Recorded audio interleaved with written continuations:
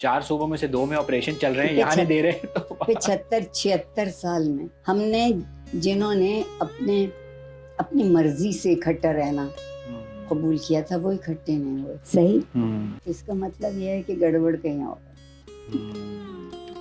ये मामला कुछ और है। हाँ, वहाँ हम नहीं पहुँचते।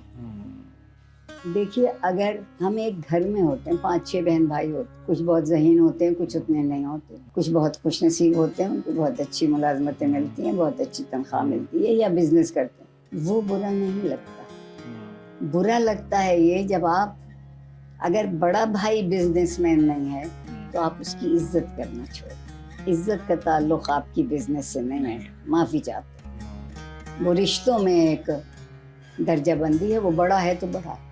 अब देखिए, हमने किस चीज़ को ताकत समझा है, पैसे जो 2 मिनटों में फुर हो सकता है।